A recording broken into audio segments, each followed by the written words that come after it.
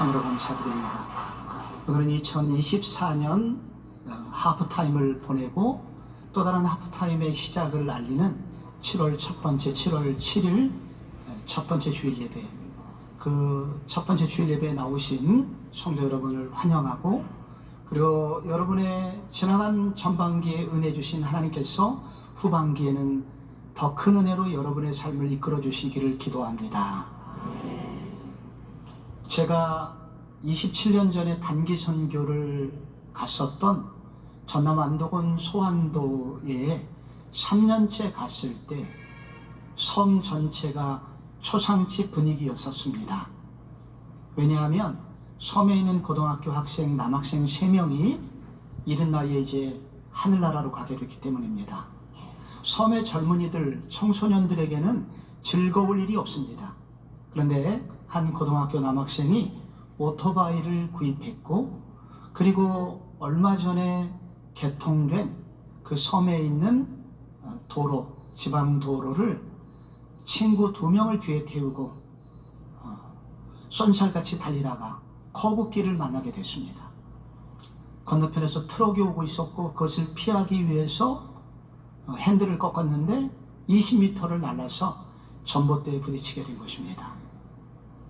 그래서 그 자리에서 세상을 떠나게 되었습니다. 근데 그 3명의 공통점이 있습니다. 헬멧을 쓴 사람이 없었습니다. 머리를 공격당하는 것은 우리 삶 전체가 공격당하는 것입니다. 특별히 군인에게 있어서의 헬멧은 더욱 중요합니다. 전쟁터에서 총탄을 어느 정도 총탄으로부터 머리를 보호해 주기도 하고, 포탄의 파편으로부터 보호를 해주기 때문입니다. 특별히 1세기 로마 시대에도 이러한 청동으로 만든 투구들이 있었습니다. 무게를 가볍게 하기 위해서 철보다는 청동을 많이 섞어서 헬멧을 만들었는데, 그것을 쓰게 되면 특별히 고대 전쟁에서는 성벽을 점령해야 되는 일이 많았고, 성 위에서 던지는 돌을 맞기도 했고, 그것 때문에 두개골이 부서졌습니다. 그러나 이런 투구를 쓴 사람, 이런 헬멧을 쓴 군인들은 용감하게 적진을 향해서 나아갈 수가 있었습니다. 우리는 지금 영적 전쟁을 묵상하고 있는 중입니다.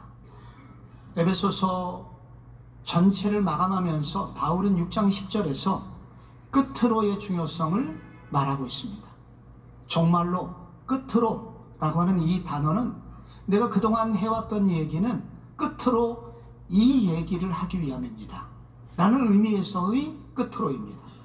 이 얘기를 만약에 모르신다면 여러분의 그동안 알았던 모든 신앙생활은 한 방에 날아갈지도 모릅니다. 끝으로 설명하려고 하는 핵심 내용은 사단의 괴계가 있다는 것입니다.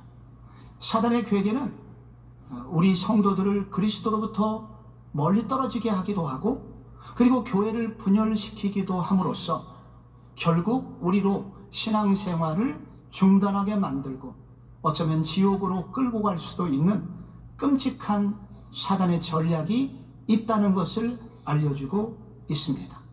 그런데 다행히 하나님은 우리에게 이와 같은 사단의 괴계를 물리치도록 맞서서 하나님이 우리에게 전신갑주를 주셨다고 합니다. 6가지가 내용인데 첫 번째 주에 2가지를 묵상했습니다. 진리의 허리띠와 의의 호신경입니다. 그 다음 주에 들었던 말씀이 이 평안의 복음의 신발입니다. 그리고 지난주에 우리는 믿음의 방패를 들어야 되는데 개인적으로도 들어야 되고 공동체가 함께 중보기도의 방패를 들을 때 우리가 이 영적 전쟁, 사단의 괴계를 맞설 수 있다는 말씀을 들었습니다. 그런데 여기 구원의 투구가 나오고 있습니다. 5번째로. 왜 구원의 투구라는 것, 이 투구는 성도에게 왜 필요한 것일까요? 그 이유는 사단이 성도의 머리를 공격하기 때문입니다. 머리는 우리 신앙생활의 모든 시작을 의미하고, 그리고 우리 신앙생활 전체를 주의하는 사령부와 같은 것이 신앙생활의 머리 부분에 해당합니다. 근데 이 머리 부분에 해당하는 그 내용을 오늘 성경은 구원의 투구라고 했습니다. 즉 우리가 구원받아 하나님의 자녀가 되고 천국 백성이 되었다는 이 구원의 확신을 사단은 공격한다는 것입니다. 이것은 마치 청소년 시기에 갑자기 어느 청소년이 가출을 하는 사건과 연결되어 있습니다. 어렸을 때부터 들었던 얘기, 너는 어느 다리 밑에서 주워온 아이야. 이걸 얘기로만 처음에는 들었었는데 점점 의심이 되는 부모의 이상한 행동을 발견하게 됩니다. 사랑하지 않는 것 같고 용돈도 안 주고 자꾸 구박만 합니다. 공부 못한다고 공격만 합니다. 집을 나가게 됩니다.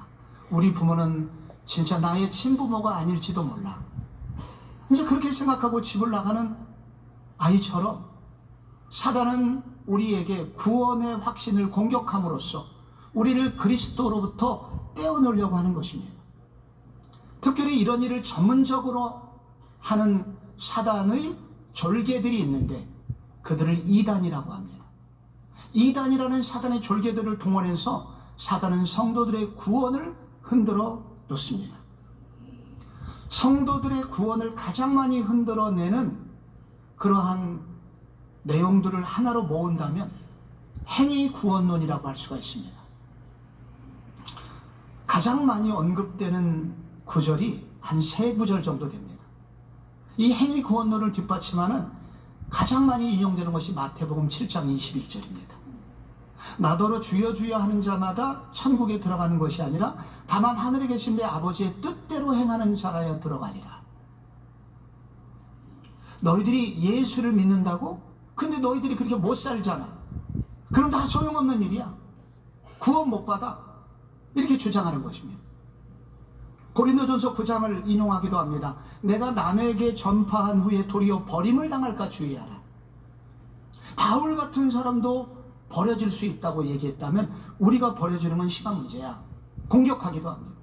히브리서 4장 4절에서 6절의 말씀도 인용합니다. 한 번 빛을 받고 하늘의 은사를 맛보고 타락한 자들은 다시 새롭게 될 수 없나니. 이단은 성도들이 반복해서 죄를 짓고 있는 것을 알고 있습니다. 죄를 짓고 있는 우리들도 괴롭죠. 그런데 죄 짓고 있는 우리를 향하여 너희들이 이와 같이 계속 죄를 짓는 것은 구원을 못 받았기 때문이야. 예수 믿어서 구원받는 게 아니야. 여기 성경에 나와 있잖아. 말씀대로 살지 못하면 천국 가지 못해. 이런 말씀을 듣고 두려움에 빠지고 그러면 우리의 길이 무엇인가요? 그때 이단의 미끼에 걸려들게 되는 것입니다. 건강한 교회들에서는 이와 같은 구절들을 구원하고 연결시키지는 않습니다. 그런데 이것들을 구원과 연관시키는 사람들이 주로 어디에 있냐면 유튜브에 많이 있습니다. 유튜브를 여러분이 잘 들으셔야 됩니다. 유튜브의 많은 사역자들이 이와 같은 내용들을 가지고 구절들을 가지고 똑바로 살지 않으면 지옥에 가. 예수 믿으면 다 천국 가는 게 아니야. 이런 이단들의 신학적 토대를 행위 구원론이라고 합니다. 또 하나, 계시록을 통해서 두려움을 줍니다. 계시록을 통해서 두려움을 자극해서 그래서 그것을 믿기로 해서 이단으로 끌어들이는 많은 이단 단체들이 있습니다. 정말 너무나 많습니다. 오늘은 예배 시간이기 때문에 그 중에 한 가지만 오늘 말한다면 베리칩을 동원해서 성도들에게 두려움을 주는 사람들이 있습니다. 베리칩 들어보셨죠? 베리칩은 베리피케이션, 증명서 플러스 칩, 반도체. 미국에서 좁쌀만한 하도 신용카드 분실률이 높으니까 좁쌀만한 이 칩을 만들어서 몸에 주입을 하게 되면 어디든지 이제 신용카드 없이도 자동적으로 결제도 하고 신분을 증명할 수 있다는 바로 정보 칩이 우리 몸속에 들어오게 되는 것을 베리칩이라고 합니다. 근데 여기 음모론이 있습니다.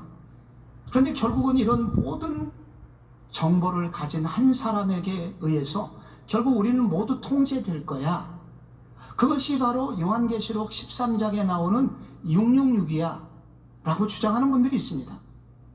계시록 13장 16절에 이런 구절이 있죠. 그가 모든 자, 곧 작은 자나 큰 자나 부자나 가난한 자나 자유인이나 종들에게 그 오른손에나 이마에 표를 받게 하고 누구든지 이 표를 가진 자 외에는 매매를 못하게 하니 이 표는 곧 짐승의 이름이나 그 이름의 수라. 그래서 여기에 이 베리칩을 받으면 결국은 지옥 가는 거야. 그런데 이것이 코로나19 시절에 백신 음모론과 연관이 되어 있습니다. 백신의 정체가 드러나지 않았으니까 이 백신이 베리칩의 일종일 수도 있어. 그런데 많은 현대 교회들이 이것의 위험성을 가르쳐주지 않고 있어. 이것을 가르치는 우리 교회가 진짜 교회야. 보호받으려면 우리 교회로 오세요. 라는 교회들이 있었습니다. 여러분, 이상하지 않습니까? 정말 그럴까요? 그동안 우리가 믿음으로 구원을 받아왔다고 성경이 가르치고 있는데, 그래서 내가 주님 안에서, 주님의 성령 안에서 예수님과 교제를 해왔는데 갑자기 베리칩을 넣었다고 갑자기 지옥 백성으로 바뀌는 것일까요? 그럴 수 있을까요? 여기 이단이 두려움을 자극해서 그것을 시작으로 하여 비진리로 이끌어가는, 구원을 흔들어대는 요소가 있음을 생각하셔야 돼요.